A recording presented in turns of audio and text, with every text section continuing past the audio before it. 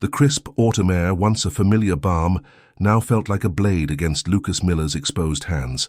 His breath hitched. A strangled gasp caught somewhere between his lungs and the back of his throat. The world, already a quiet blur of pine needles and fading light, began to spin, the ancient trees blurring into an indistinct, ominous canvas. He barely registered the distant chirping of a late-season robin or the rustle of Finn, his 5-year-old son, shifting behind him, his small, curious eyes wide with an innocent awe that Lucas no longer possessed. All that mattered, all that existed, was the woman before him, pale and trembling, her opulent dark satin gown, a stark, impossible contrast to the raw, untamed wilderness of the Blackwood Ridge National Forest. Her lips had parted, a barely audible whisper escaping, swallowed almost entirely by the rustling pines, yet it had struck Lucas with the force of a physical blow, a chilling torrent of ice and fire that ignited a blaze of long-buried agony. He killed your Eleanor, Lucas, and now he tried to kill me. The words, meant only for him, had shattered the carefully constructed peace he had found in these woods, tearing open old wounds with the force of a thunderclap. Eleanor. Murder. Not an accident. The truth, cold and brutal, ripped through him, leaving him hollowed out, his heart already scarred by loss, shattering anew. It was not just the devastating revelation, but the sickening realization that this woman, whom he had just pulled from the jaws of death, was inextricably linked to his deepest, most profound pain.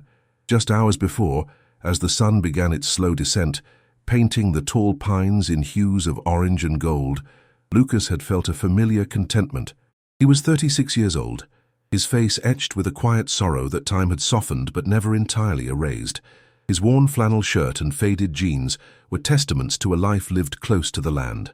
A stark contrast to the bustling city he'd fled years ago after the inexplicable loss of his wife, Eleanor. He still remembered her bright laugh, a sound that had been extinguished far too soon in what the authorities had dismissed as a tragic freak accident. A faulty electrical system, they'd said, a fire that had consumed their home and with it his future. Finn, with his wild curls and boundless energy, was Lucas's anchoring star, a living echo of Eleanor's spirit. The boy's presence was a constant, gentle reminder of what he had lost, but also of what he had to live for. Their goal that day was simple, as most of their days in the forest were. Find some late-season huckleberries, their tart sweetness a delightful treat, and maybe a fallen branch sturdy enough for a new swing at their small cabin. It was a place where the hum of the forest replaced the clamor of a world that no longer made sense. Here, amongst the ancient trees and the whispering wind, Lucas had found a semblance of healing, a quiet rhythm that allowed him to breathe. Finn, chasing a scurrying squirrel, his laughter echoing through the dense canopy, was a constant source of wonder. He was oblivious to the quiet sorrow that sometimes settled behind Lucas's eyes, a sorrow Lucas worked tirelessly to shield him from. He wanted Finn's world to be one of magic and discovery, not of shadows and unanswered questions. As they ventured deeper, the shadows lengthening, a strange, muffled sound reached Lucas's ears. It wasn't an animal, nor the whisper of the wind, which he knew intimately. It was a faint, desperate thumping like something trapped, a frantic rhythm against the quiet. He paused, his head cocked, straining to identify it. Finn, usually oblivious to anything beyond his immediate fascination with a bright red mushroom or a loose pine cone, also paused, his wide, curious eyes fixed on a disturbed patch of earth near a cluster of old-growth trees. A mound of freshly turned soil, haphazardly camouflaged with pine needles and loose branches, stood out unnervingly against the untouched forest floor. The thumping grew more insistent, a frantic, desperate pounding. A primal fear seized Lucas, a cold grip around his chest, but it was quickly overshadowed by a fierce resolve. Someone was in trouble. He pushed Finn gently behind him, instructing him to stay put, his voice low and firm, betraying none of the escalating panic in his gut. Lucas dropped to his knees, frantically tearing away the loose debris. His heart hammered against his ribs, keeping time with the muffled thumps. Beneath the haphazard covering, he saw it, a wooden coffin, crudely buried, its lid showing undeniable signs of violent struggle. The desperate thumping was undeniably coming from within. The realization was horrifying, surreal. Who would do this? Why? With a surge of adrenaline, Lucas began to dig, using his bare hands, clawing at the earth. The rich, damp soil clung to his skin, tearing at his fingernails, but he barely felt the pain. He dug with a primal urgency, fueled by a desperate hope and a growing terror. Finn, witnessing the frantic scene, let out a small, shocked gasp, his innocent eyes wide with a mixture of fear and awe. The sun dipped lower, casting long, dramatic shadows through the trees, making the scene feel impossibly surreal, like something out of a chilling nightmare. The air grew colder, the light fading fast, and Lucas felt a desperate race against time. He heard Finn whimpering softly behind him, a sound that spurred him on, reminding him of the preciousness of life, of the fragility of existence in this indifferent wilderness. Finally, with a grunt born of sheer exhaustion and desperate strength, Lucas managed to pry open the heavy lid, splintering the aged wood. A rush of stale, earth-scented air escaped the confinement. Inside a woman lay, her eyes fluttering open, gasping for air. A silent scream caught in her throat. Her face, though pale and smudged with dirt, held an undeniable elegance, her dark hair a wild halo against the velvet lining of the coffin. She was dressed in an opulent dark satin gown, a striking, almost absurd contrast to the rustic wilderness around them. Her struggle for air was palpable, her chest heaving. She was clearly from a world far removed from Lucas's humble existence, a world of luxury and power. He reached in, his strong, calloused hands gently taking her arm, feeling the coldness of her skin, the tremor in her grasp. With careful movements, he helped her to sit up, then to climb out of the cramped, suffocating box that had been her tomb. Serafina stumbled out, weak and disoriented, clutching her chest, her expensive gown torn and muddy. Lucas held her steady, offering his flannel jacket to cover her trembling frame, though she barely registered the gesture. She was dazed, her emerald eyes darting around, wild with terror, searching, assessing. Lucas felt an immediate, overwhelming instinct to protect her, a strange connection forged in the harrowing act of saving a life. Finn, ever the curious child, edged closer, his small face a mask of concern, his awe mixing with a genuine empathy.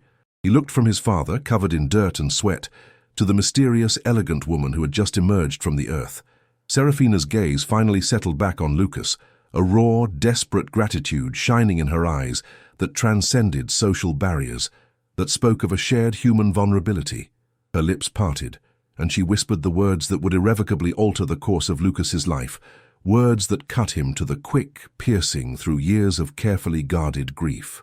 He killed your Eleanor, Lucas, and now he tried to kill me. The world indeed seemed to spin. Eleanor. Murder. Not an accident. The quiet sorrow he'd carried, the lingering doubt about the fire, erupted into a cold, burning fury he hadn't felt in years. He knelt, not just to comfort Serafina, but to ground himself, to absorb the magnitude of her words, to keep from collapsing under the weight of this unbearable revelation. She was weak, barely clinging to consciousness, but her eyes held a terrifying clarity, a desperate urgency. "Arthur Hayes," she rasped, her voice trembling with barely contained fear and rage. He's still out there." Arthur Hayes. The name meant nothing to Lucas, a hollow echo in the vastness of the forest, but the implication was everything. His wife's death, an unbearable tragedy he had reluctantly accepted as fate, was a calculated act of evil. The local sheriff's department, in their infinite wisdom, had ruled it an accident, a faulty electrical system in their old home, a fire that had taken everything. Lucas had grieved, rebuilt, buried his doubts, but a persistent, nagging feeling had always gnawed at him. Now Serafina's whisper confirmed his darkest suspicions, tearing open old wounds with a brutality that left him breathless. It was not just an accident. It was an act of malice, a premeditated crime. And someone had gotten away with it. He looked at Finn, innocent and oblivious, playing gently with a loose pine cone near the gaping hole in the earth, and a protective surge, fierce and absolute, washed over him. He had to protect his son, and he had to find answers. This new truth was a venom in his veins, stirring him from the quiet dormancy of grief into a simmering rage.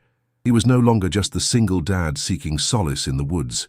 He was a man consumed by a quest, a sudden, desperate need for long-delayed justice. The serene, predictable rhythm of his life had been irrevocably shattered, replaced by the terrifying, exhilarating beat of a hidden truth demanding to be brought to light.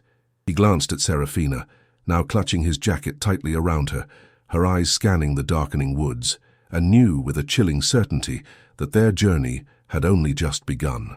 The forest, once his sanctuary, had become a silent witness to a revelation that would burn down his old life and forge a new, dangerous path. The immediate aftermath was a maelstrom, a cacophony of flashing lights and urgent voices that tore through the tranquility of the Blackwood Ridge National Forest. The first sheriff's deputies to arrive had been disoriented, their initial skepticism palpable as Lucas, covered in mud and sweat, recounted the unbelievable tale of a buried coffin and a miraculously rescued millionaire. They looked at the gaping hole in the earth, the splintered wooden lid, and at Serafina Vance, regal even in her torn, muddied gown, shivering violently despite the jacket Lucas had draped over her. It was Serafina's presence, her undeniable identity, that finally silenced their doubts.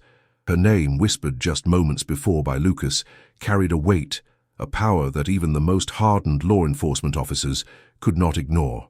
She was Serafina Vance, CEO of a multi-billion-dollar tech conglomerate, a woman whose disappearance had sparked a nationwide search, dominating headlines for 3 agonizing days. The small rural sheriff's department was quickly overwhelmed, their tranquil jurisdiction abruptly thrust onto the national stage. Lucas, clutching Finn close, felt like an alien in his own home, or rather, his own forest. The quiet solitude he had cultivated for years had been violently invaded. Finn, too, was wide-eyed and overwhelmed, clinging to his father's leg, occasionally pointing at the flashing red and blue lights with a mixture of fear and fascination. Lucas tried to shield him, to whisper reassurances, but the chaos was too pervasive. Serafina, after a brief, frantic assessment by emergency medical technicians who arrived minutes later, was whisked away to a private plane arranged by her security team, bound for a specialized hospital in Portland, where she would receive round-the-clock protection. Before she left, her emerald eyes, still haunted, but now with a flicker of fierce determination, found Lucas's. She nodded, a silent promise, a recognition of the profound, terrible bond that now tied them together. The local authorities, bolstered by federal agents who swarmed the scene within hours, began their meticulous investigation. Lucas, no longer just a simple forest dweller, found himself interrogated for hours, recounting every detail, every tremor, every muffled thump. He spoke of his wife, Eleanor, her bright spirit, her inexplicable death, and the crushing weight of Serafina's whisper. The words felt raw, exposed, stripped bare for the sterile scrutiny of law enforcement. He watched as forensic teams scoured the burial site, collecting samples, turning over every pine needle. The forest, once a place of comfort, now felt like a crime scene tainted by the darkness that had briefly claimed Serafina. News of Serafina Vance's miraculous rescue spread like wildfire, capturing headlines across the nation. The single dad rescuer became a reluctant hero overnight, his face splashed across news channels, his quiet life dissected by eager reporters. Lucas watched it all with a growing sense of detachment, as if witnessing a story unfold about someone else. He saw interviews with the local sheriff, who now spoke of a complex criminal enterprise, a far cry from the freak accident he had once confidently attributed to Eleanor's death. He saw Serafina's legal team issuing carefully worded statements from Portland, confirming the harrowing ordeal. After a brief hospitalization, Serafina herself, in a statement delivered with chilling composure, confirmed Lucas's account, adding a horrifying detail that sent shockwaves through the nation and ripped open Lucas's barely mended heart. She had been kidnapped from her sprawling estate in California by men working for Arthur Hayes, a ruthless competitor and former business partner, a man Lucas vaguely recognized from distant business headlines, though never personally.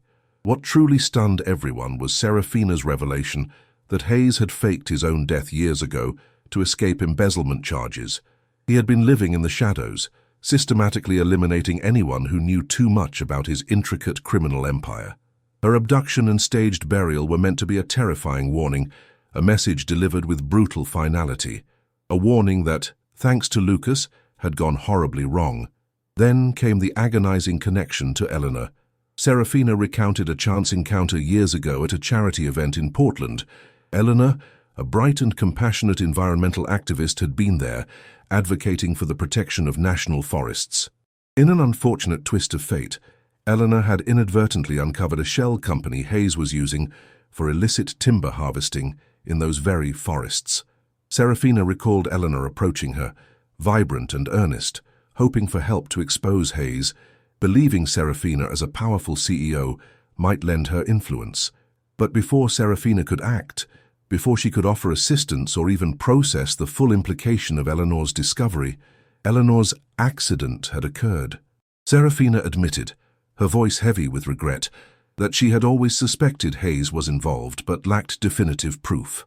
The burden of that silent suspicion had weighed on her, a secret she carried, a debt she felt, until now. Lucas listened, his blood running cold.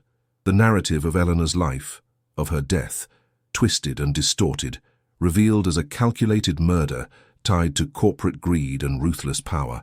The quiet grief he had carried transmuted into a searing, righteous fury. Lucas, thrust into the national spotlight, found himself caught in a whirlwind of media attention, police investigations, and a renewed, agonizing grief for Eleanor. He was no longer just the quiet, single dad from the forest. He was a key witness, a potential target, and a man consumed by a quest for long-delayed justice. His small cabin, once a haven, now felt exposed, vulnerable. The simple, predictable rhythms of his life, built on solace and quiet resilience, were shattered. Finn, sensing the profound shift in his father and their surroundings, became more withdrawn, clinging to Lucas, his innocent questions about the lady in the box left largely unanswered. For their safety, Lucas and Finn were moved to a safe house, a sterile, anonymous suburban home far from the Blackwood Ridge. It was a stark contrast to their cabin, devoid of the comforting scent of pine and the endless lullaby of the wind. Finn struggled with the confinement, with the constant presence of security personnel, with the absence of his beloved forest. Lucas tried to create normalcy, reading to him, playing games, but the hum of surveillance equipment and the distant murmur of police radios were constant reminders of their new, precarious reality. He felt a profound sense of injustice, not just for Eleanor, but for the life stolen from his son. Serafina, despite her immense wealth and power, found herself equally adrift. Her carefully constructed world of control, built on meticulous planning and shrewd negotiation, had crumbled around her. The near-death experience had shaken her to her core, revealing a raw vulnerability she rarely, if ever, allowed to surface. The opulence of her Portland hospital suite felt like a gilded cage, and the constant presence of her security detail, once a symbol of her status, now felt like a reminder of her mortal fear. She recognized Lucas's quiet strength, his unwavering determination to protect his son, and a shared vulnerability in their mutual loss. In his simple resolve, she saw a reflection of a purity she had lost long ago, buried under layers of ambition and corporate maneuvering. While her formidable security team and legal counsel strategized on how to dismantle Arthur Hayes's empire, Serafina found herself gravitating towards the man who had pulled her from her grave. She reached out to Lucas, not with offers of charity, which she knew he would refuse, but with an offer of partnership. She understood Hayes's methods, his intricate network of deception, his shadowy connections forged in the cutthroat world of corporate espionage and illicit dealings. But Lucas knew something she didn't, something invaluable. The emotional cost of Hayes's violence, the hidden corners of the Blackwood Ridge where Hayes had likely conducted his illegal timber harvesting, the quiet dignity of the people whose lives he had casually destroyed. He possessed an intimate knowledge of the land, of human nature unvarnished by wealth, a perspective she desperately needed. They were two disparate souls, one forged in corporate boardrooms, the other in the silent resilience of the wilderness, united by a common enemy and a shared, devastating wound. The chasm between their worlds, however, was vast. Serafina's world moved at the speed of light, governed by lawyers, media consultants, and private security. Her decisions were calculated, strategic, often devoid of overt emotion. Lucas's world was slow, deliberate, driven by instinct and a deep moral compass.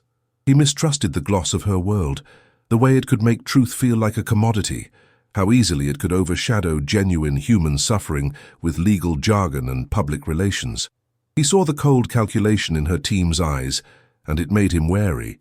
He had dealt with the system once, and it had failed Eleanor. Serafina, in turn, struggled with his raw emotionality, his inability to detach from the pain, to view the situation with the cool, analytical precision she was accustomed to. She respected his integrity, but she found his lack of corporate savvy frustrating.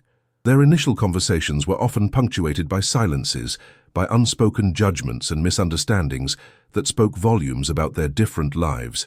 She saw his grief as an obstacle to efficiency. He saw her efficiency as a barrier to true empathy. Yet Finn, with his unaffected innocence, became an unexpected bridge between them. He saw Serafina not as a powerful CEO, but as the woman his dad saved, a woman who needed kindness. He would draw her pictures in crayon, clumsy depictions of their cabin, of the towering pines, of a bright yellow sun peeking through the canopy. He told her stories of the forest, of squirrels and huckleberries, of the gentle rustle of leaves, reminding her of a beauty and purity she'd almost forgotten in her high-stakes life. He showed her his favorite smooth river stones, explaining their unique patterns. In those moments, Serafina would find herself smiling, a genuine, unforced smile that softened the hard edges she had built around herself. She started bringing him small, thoughtful gifts, not expensive toys, but illustrated books about nature, a small, intricate wooden animal carved by a local artisan, a soft blanket. Lucas watched these interactions, a flicker of warmth in his heart. Finn, in his simple, pure way, was reminding them both of what truly mattered, of the human connection beneath the layers of trauma and social divides.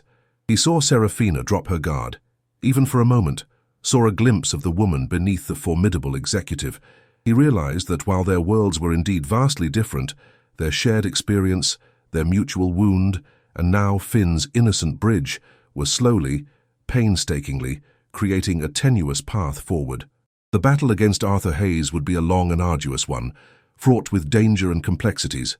But now, Lucas wasn't entirely alone. He had a partner, however unlikely, and a son whose innocent light reminded him daily of the profound reason they fought. The truth of Eleanor's death, once a whisper, was now a roar, demanding retribution, demanding justice. And Lucas, with Serafina by his side, was ready to answer. The alliance between Lucas and Serafina, born of an unthinkable crime and forged in the crucible of mutual grief, was as fragile as it was potent. Serafina, now fully recovered physically, channeled her formidable intellect and vast resources into tracking Arthur Hayes. Her corporate empire, once a target of Hayes's ruthless ambition, now became his hunting ground. Her security teams, accustomed to protecting assets and negotiating deals, found themselves navigating a clandestine war, collecting intelligence, tracking digital footprints, and leveraging every contact in their vast network. Lucas, meanwhile, found himself an uncomfortable yet indispensable part of this world. His mistrust of the system hadn't vanished, but the clarity of Serafina's commitment to justice and Finn's unburdened connection to her slowly began to chip away at his cynicism.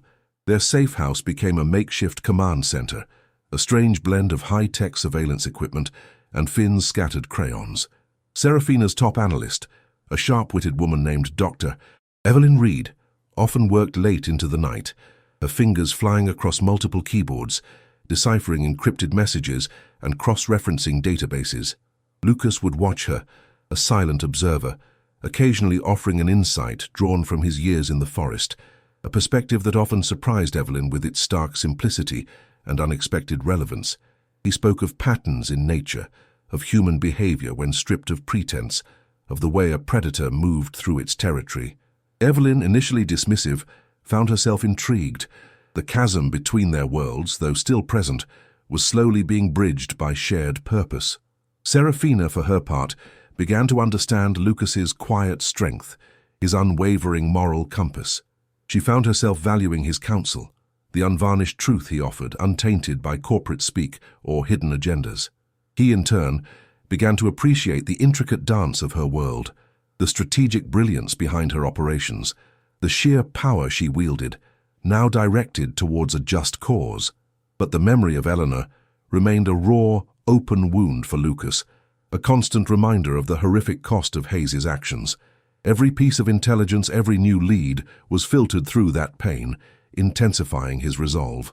One evening, as Finn slept soundly in the next room, Lucas and Serafina sat across from each other, a map of Oregon spread between them. Evelyn had just finished an update, detailing a series of transactions linked to shell companies in remote parts of the state, all pointing to a clandestine logging operation. Hayes isn't just hiding, Serafina stated, her voice calm, but her eyes burning with intensity.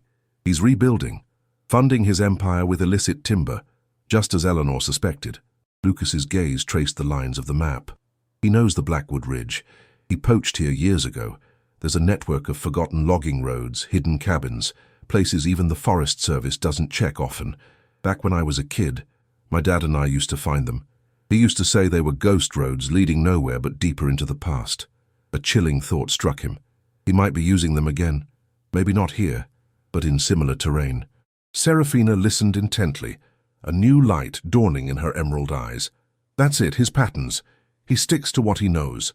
If he found a successful model, he'd replicate it. We need to focus on areas with similar ecological profiles, similar old growth, similar histories of abandoned logging. He's a creature of habit. The following days were a flurry of activity. Evelyn, armed with Lucas's insights, reran her algorithms, focusing on specific geographical criteria. Satellite imagery was cross-referenced with old geological surveys, looking for signs of recent, unauthorized logging in remote areas of Oregon and Northern California. The tension in the safe house was palpable, a quiet hum beneath the surface of their conversations. Lucas found himself sleeping less, his mind replaying Eleanor's last days, searching for clues, for anything he might have missed. He remembered her passion for the environment, her unwavering belief in justice. She had been so full of life, so vibrant. The thought of her final moments consumed by fire, orchestrated by a monster like Hayes, was a torment. Then the turning point came. Evelyn, her face pale but triumphant, burst into the main room late one night.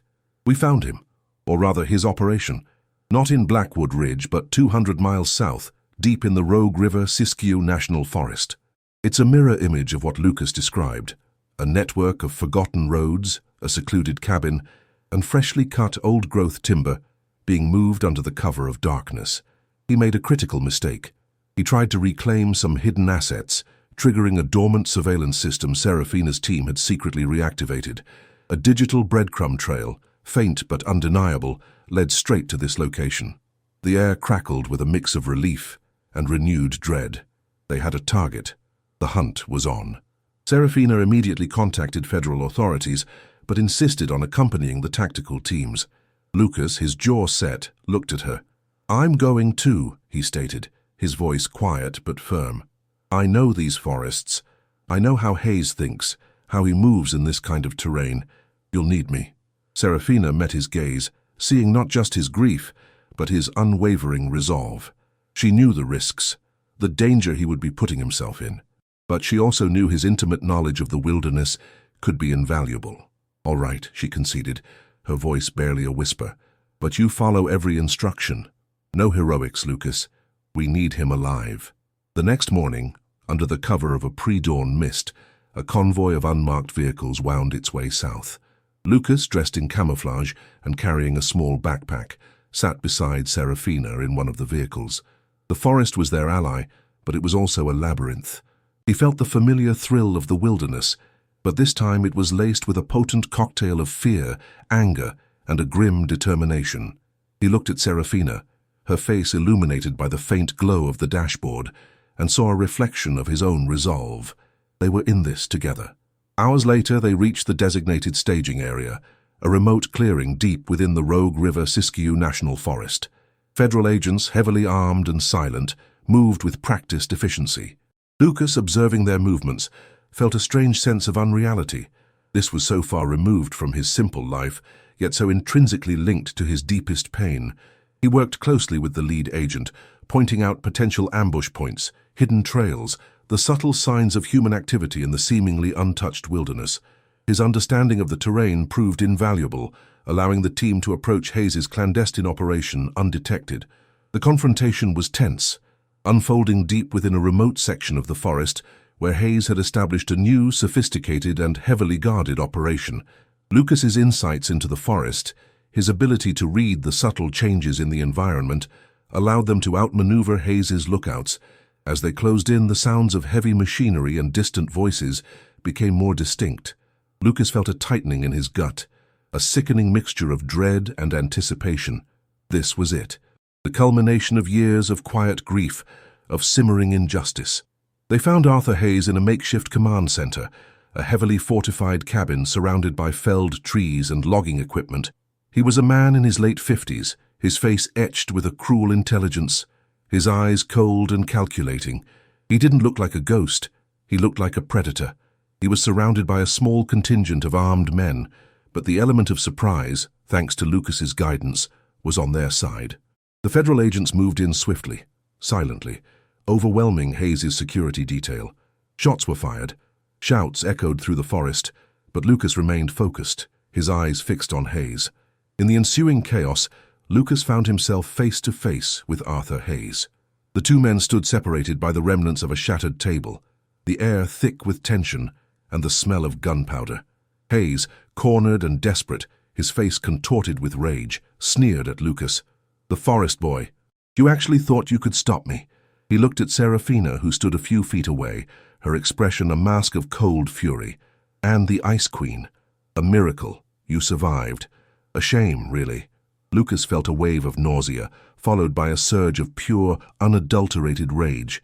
He wasn't seeking vengeance in a direct, violent way. He sought justice, closure, a definitive end to the nightmare that had haunted him for years. "Eleanor Miller," Lucas said, his voice low and steady, belying the storm raging within him. "You killed her." Hayes laughed, a chilling, humorless sound. "Eleanor? Ah, yes, the meddling environmentalist. She was getting too close. Too many questions. A faulty electrical system was far simpler than a messy corporate exposé, wouldn't you agree? A little fire, a little distraction. Her simple life was an inconvenience." He sneered at Lucas. "You really believed it was an accident? How naive." The words hit Lucas like a physical blow, worse than any punch. The casual cruelty, the utter disregard for human life, for Eleanor's vibrant spirit, sent a tremor through him. The grief he had tried to control, to compartmentalize, erupted. He wanted to lash out, to inflict the same pain Hayes had so carelessly caused, but he held back, driven by a deeper purpose. He looked at Serafina, who was watching the exchange, her face etched with a profound horror. She had always known Hayes was ruthless, but to hear him confess to murder, to witness his casual depravity, was a chilling confirmation. "Your simple life," Hayes continued, his voice dripping with contempt. "It made her easy to silence. No connections, no power, just a quiet little activist with a big mouth. You're just like her, aren't you? Living in the shadows, clinging to your trees." "She had integrity," Lucas countered, his voice rising. "Something you wouldn't understand. She saw through your lies, your greed, and she died trying to expose them." He looked at Hayes, his eyes burning with a cold fire. "But she didn't die in vain. Because of her, Serafina knows. And because of Serafina, you're here." Serafina stepped forward, her voice cutting through the tension, sharp and clear. "You underestimated us, Arthur. You underestimated Eleanor's courage, Lucas's strength, and my own resolve. You tried to bury me, to bury the truth. But some truths refuse to stay buried." She looked at Lucas, a silent acknowledgement passing between them. The full weight of Hayes's confession, of his casual admission of murder, pressed down on her. She had seen the darkness of the corporate world, but this was a new, horrifying depth. It clarified everything.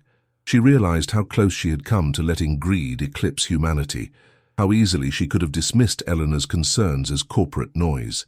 Lucas's raw pain, his quiet strength, had held a mirror to her own ambition.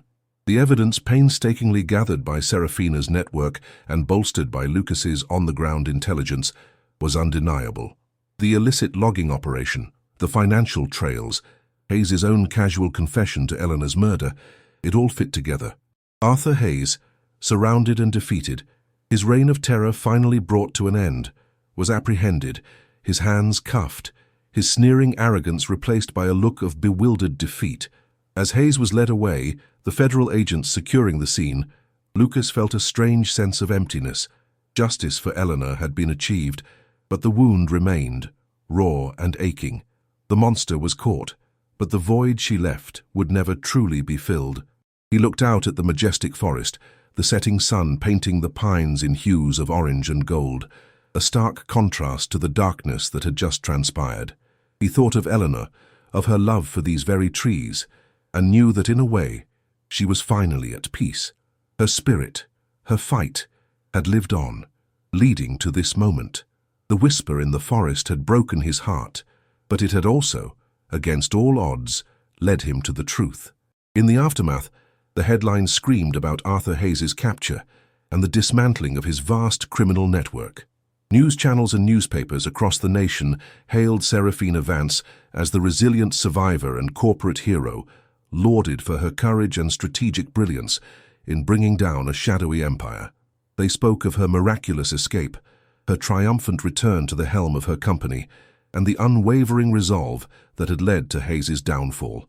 Lucas Miller, the single dad rescuer, was also celebrated, though in a different, more subdued tone. He was seen as the quiet hero, the man whose instinct and integrity had saved Serafina and sparked the entire investigation.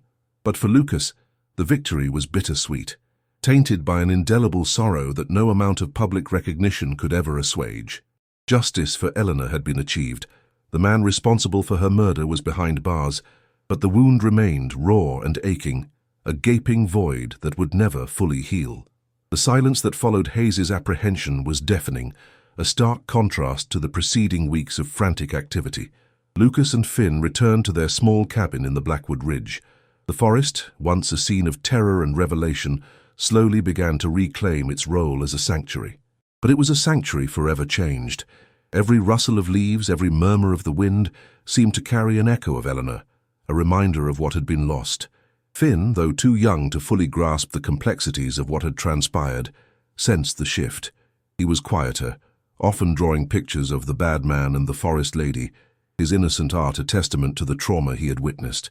Lucas spent hours talking to him, explaining in simple terms that the bad man was gone, that his mother was a hero, that the forest was safe again. Serafina, though outwardly victorious, found herself undergoing a profound internal transformation. The near-death experience, coupled with witnessing Lucas's raw grief and Hayes' chilling confession, had shattered the polished facade she had maintained for years. The pursuit of power, once her sole driving force, now felt hollow. She had regained her freedom, dismantled her enemy's empire, but she had also gained a new, unsettling perspective. The face of Arthur Hayes, sneering and casually admitting to murder, became a haunting image, a stark reminder of the corrosive nature of unchecked ambition. She saw how close she had come to letting greed eclipse humanity, how easily she could have dismissed Eleanor's concerns as corporate noise, or worse, overlooked the systemic injustice that allowed men like Hayes to flourish. In the quiet solitude of her sprawling California estate, Serafina reflected on Lucas and Finn. Their simple lives, their connection to nature, their unwavering integrity despite immense hardship, resonated deeply within her.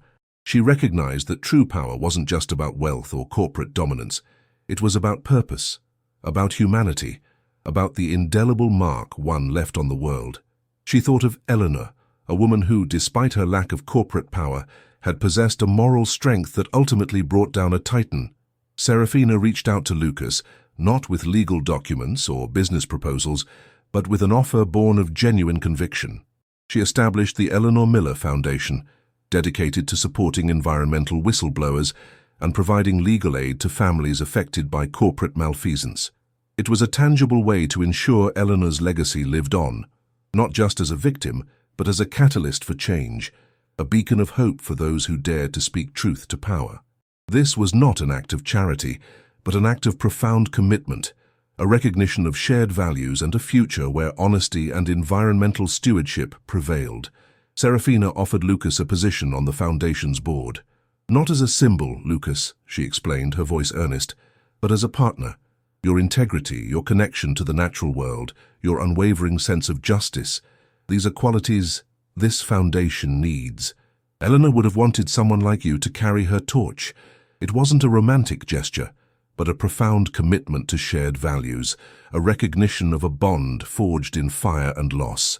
She valued his raw honesty, his instinctive understanding of the natural world, and his unyielding moral compass, qualities that had often been undervalued in her corporate sphere. Lucas, initially hesitant, considered the offer deeply. His life had been about retreating from the world, finding solace in simplicity.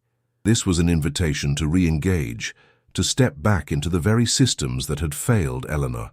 But Serafina's sincerity, the genuine purpose behind the foundation, spoke to him. He saw a chance to honor Eleanor's memory in a meaningful way, to prevent other families from suffering the same fate. He thought of Finn and the kind of world he wanted his son to inherit. After a long, quiet conversation with Serafina, he accepted. The transition was gradual. Lucas and Finn moved to a small house near the Foundation's headquarters in Portland. It was a bustling city, far from the quiet solitude of Blackwood Ridge, but they maintained their connection to their old home, visiting the cabin frequently. Lucas found himself adapting to his new role, his quiet observations and profound insights proving invaluable to the Foundation's work. He brought a grounded perspective, a reminder of the real-world impact of their legal and environmental battles. He became a voice for the voiceless, a protector of the vulnerable. Finn, too, began to thrive in his new environment. He made new friends, explored city parks, and eagerly attended a small progressive school. He often asked Serafina to tell him stories of his mother, the hero who spoke for the trees. Serafina, no longer just a ruthless CEO, found a new kind of power in nurturing hope and rebuilding lives, including her own. She would recount tales of Eleanor's passion, her fearless advocacy, weaving narratives that painted a vivid picture of a woman who stood for what was right. These stories, told with genuine emotion, helped Finn understand his mother's legacy and allowed Serafina to connect with the child on a deeply personal level. She found a profound satisfaction in mentoring young environmental activists, in guiding legal battles that protected vulnerable communities and ecosystems. Her drive, once solely directed at corporate profit, was now channeled into something far more meaningful, far more human. Their new lives were a testament to resilience, to the unexpected ways in which tragedy could forge new paths. The whisper in the forest had indeed broken Lucas's heart, but it had also shattered the walls around both their worlds, allowing a new, unexpected family to form. They were bound not by blood, but by a shared past, a hard-won truth, and the quiet promise of a future built on genuine connection and enduring hope. Lucas, Serafina, and Finn became a unit, a testament to the power of human connection, proving that even in the face of profound loss, new meaning, and indeed new life, could blossom. They were a testament to Eleanor's legacy, a living embodiment of her spirit, fighting for justice, protecting the environment, and building a better world, one whispered truth at a time. The echoes of the past still lingered, but now they were accompanied by the sounds of new laughter, new purpose, and a profound, quiet hope for the future. The bonds of family extend far beyond blood, weaving intricate tapestries of shared experiences, mutual support, and unwavering love. Lucas and Serafina, once strangers from vastly different worlds, discovered that true connection is forged in the fires of adversity, in the willingness to stand together against injustice, and in the quiet, everyday moments of kindness and understanding. Their journey reminds us that even from the deepest darkness, light can emerge, transforming individual pain into a powerful force for collective good. It is a testament to the enduring human spirit, capable of finding hope and forging new futures, even after enduring the most devastating of losses. This channel believes in the power of stories to inspire, to heal, and to transform. If this tale of resilience and unexpected connection resonated with you, please consider giving it a like, sharing it with someone who needs a dose of hope, and subscribing to our channel for more stories that remind us of the incredible strength found in the human heart. May we all find the courage to face our own truths, to protect what we love, and to build bridges of connection in a world that so desperately needs them. Thank you for watching. The cacophony of sirens and the shouts of federal agents faded into a chilling silence as Arthur Hayes was led away, his face contorted in a final, impotent snarl. Lucas stood amidst the chaos of the dismantled logging camp, the smell of gunpowder and freshly cut pine mingling in the crisp forest air. Justice in its rawest form had been delivered. Hayes, the architect of Eleanor's death and Serafina's torment, was apprehended. Yet the sense of triumph that should have accompanied such a momentous victory was strangely absent for Lucas. A profound emptiness settled in his chest, a vacuum left by years of suppressed grief, and now a truth too brutal to fully comprehend. The monster was caught, but the void Eleanor left in his life remained vast and aching. He looked at the towering pines, their ancient branches reaching towards a sky that was now beginning to lighten with the promise of dawn, and thought of Eleanor, of her unwavering love for these very trees, for the wild, untamed beauty of the earth. He hoped, with a desperate sincerity, that her spirit, now avenged, could finally rest. News of Hayes's capture exploded across national media. Headlines screamed of his elaborate criminal empire, his faked death, and the incredible story of Serafina Vance's miraculous rescue and subsequent role in his downfall. Serafina, the CEO who had vanished and returned, was hailed as a corporate hero, a symbol of resilience and strategic brilliance. Her carefully crafted statements spoke of the Foundation's commitment to justice and environmental protection, weaving a narrative that captivated the public. Lucas, the single-dad rescuer, found himself a reluctant fixture in the news cycle, his humble heroism a stark contrast to the high-stakes drama surrounding Serafina. He watched the news reports with a strange detachment, as if observing a story about someone else, a character in a drama he had only inadvertently stumbled into. For Lucas, the transition back to their cabin in Blackwood Ridge was fraught with a new kind of melancholy. The forest, once a haven of peace, now held echoes of terror and revelation. Every rustle of leaves, every murmur of the wind seemed to carry a whisper of Eleanor, a reminder of what had been lost. He found himself walking the familiar trails, searching not for huckleberries or fallen branches, but for a sense of normalcy that felt perpetually out of reach. Finn, though too young to fully grasp the complexities of what had transpired, sensed the profound shift. He was quieter, often drawing pictures of the bad man in jagged black lines and the forest lady with her striking emerald eyes. His innocent art was a poignant testament to the trauma he had witnessed, the shadows that had fallen across his childhood. Lucas spent hours talking to him, explaining in simple terms that the bad man was gone, that his mother was a hero who loved the trees, and that the forest, though changed, was safe again. He held Finn close, drawing comfort from the soft weight of his son's head against his shoulder, a fragile anchor in a world that felt increasingly tumultuous.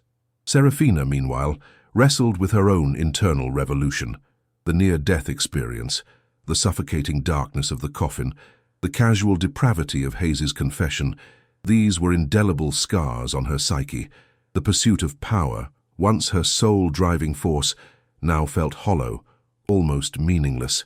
She had regained her freedom, dismantled her enemy's empire, and seen justice delivered, but she had also gained a new, unsettling perspective. The face of Arthur Hayes, sneering and casually admitting to murder, became a haunting image, a stark reminder of the corrosive nature of unchecked ambition, of the chilling ease with which human lives could be extinguished for profit. She saw how close she had come to letting greed eclipse humanity, how easily she could have dismissed Eleanor's concerns as mere corporate noise, or worse, overlooked the systemic injustice that allowed men like Hayes to flourish within the very structures she had helped to build. The layers of cynicism and self-preservation she had carefully constructed over decades in the cutthroat corporate world began to crumble, revealing a vulnerability she had long suppressed. In the quiet solitude of her sprawling California estate, the opulent surroundings suddenly felt empty, sterile. Serafina reflected on Lucas and Finn, their simple lives, their unwavering connection to nature, their integrity despite immense hardship. She recognized that true power wasn't just about wealth or corporate dominance. It was about purpose, about humanity, about the indelible mark one left on the world, not on a balance sheet. She thought of Eleanor, a woman who, despite her lack of corporate power or vast resources, had possessed a moral strength and an unwavering conviction that ultimately brought down a titan. Eleanor's life, tragically cut short, had ultimately forced Serafina to confront the moral compromises she had made, the values she had inadvertently allowed to atrophy in her relentless climb to the top. Driven by this profound shift, Serafina reached out to Lucas. It wasn't a business call or a superficial thank you. It was a heartfelt conversation, raw and honest about the future. She had decided to establish the Eleanor Miller Foundation, a tangible, enduring tribute to the woman whose courage had inadvertently saved her life and opened her eyes. The foundation would be dedicated to supporting environmental whistleblowers, providing them with legal protection and resources to expose corporate malfeasance. It would also offer legal aid to families affected by corporate crimes, ensuring that no one else would suffer in silence or have their truth dismissed as a freak accident.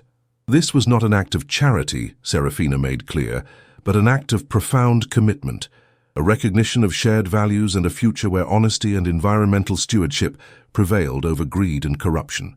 It was an attempt to weave a thread of hope and justice into the fabric of a world that often seemed intent on unraveling itself. Not as a symbol, Lucas, Serafina explained during one of their long phone calls, her voice earnest, devoid of its usual corporate polish, but as a partner. Your integrity, your connection to the natural world, your unwavering sense of justice, these are qualities this foundation needs. Eleanor would have wanted someone like you to carry her torch, to be a voice for those who can't speak for themselves. It wasn't a romantic gesture, nor a cynical attempt to buy his silence or allegiance. It was a profound commitment to shared values, a recognition of a bond forged in fire and loss, a connection that transcended their vastly different backgrounds. She valued his raw honesty, his instinctive understanding of the natural world, and his unyielding moral compass, qualities that had often been undervalued, even ridiculed, in her ruthless corporate sphere. She had spent a lifetime surrounded by calculated ambition. Lucas offered a quiet, unshakable moral clarity she hadn't realized she desperately craved. Lucas, initially hesitant, considered the offer deeply. His life had been about retreating from the world, finding solace in simplicity, in the quiet rhythms of the forest. This was an invitation to re-engage, to step back into the very systems that had failed Eleanor, the systems that had allowed Arthur Hayes to flourish unchecked. The thought was daunting, almost terrifying. He mistrusted institutions, the slow grind of justice, the way power could corrupt. But Serafina's sincerity, the genuine purpose behind the foundation, spoke to him with a quiet authority. He saw a chance to honor Eleanor's memory in a meaningful way, to prevent other families from suffering the same devastating fate, to ensure that Eleanor's sacrifice was not in vain. He thought of Finn, of the kind of world he wanted his son to inherit, a world where truth and justice, though hard-won, could ultimately prevail. After a long, quiet conversation with Serafina, after weighing the comfort of his solitude against the burning need for purpose, he accepted. He would be a voice for the forest, for the truth, for Eleanor. The transition was gradual, painstaking. Lucas and Finn packed up their sparse belongings, leaving behind the small cabin that had been their sanctuary, their refuge from a world of unbearable pain. They moved to a small two-bedroom house near the Foundation's headquarters in Portland. It was a bustling city, a vibrant symphony of traffic and human voices, a stark contrast to the quiet solitude of Blackwood Ridge. Lucas found himself navigating crowded streets and unfamiliar routines, adapting to a new pace of life. He still felt a deep, almost visceral pull to the wilderness, and they maintained their connection to their old home, visiting the cabin frequently, retreating into the comforting embrace of the pines whenever the city felt overwhelming. In his new role at the Eleanor Miller Foundation, Lucas quickly proved invaluable.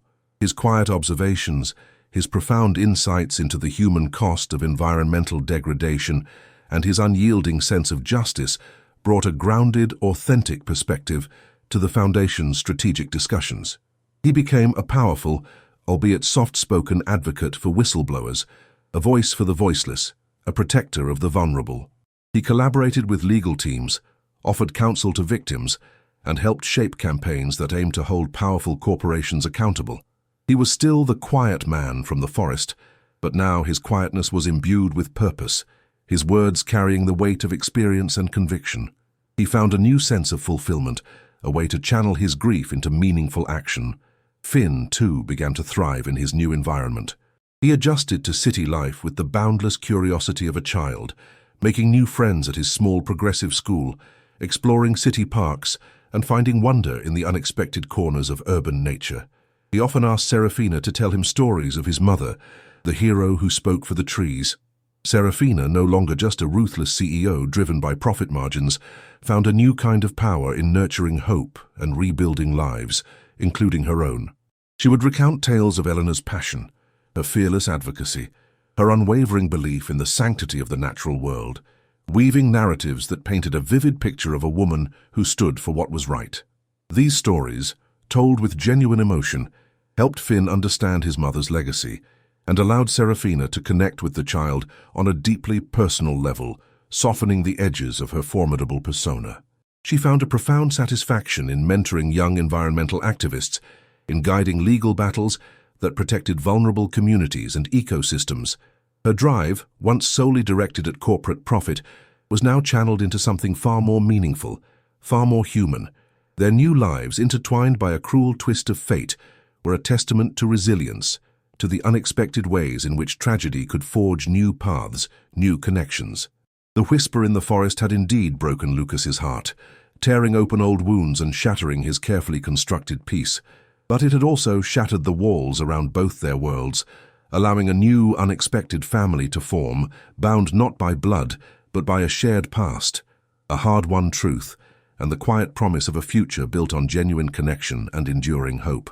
Lucas, Serafina, and Finn became a unit, a testament to the transformative power of human connection, proving that even in the face of profound loss, new meaning, and indeed new life, could blossom.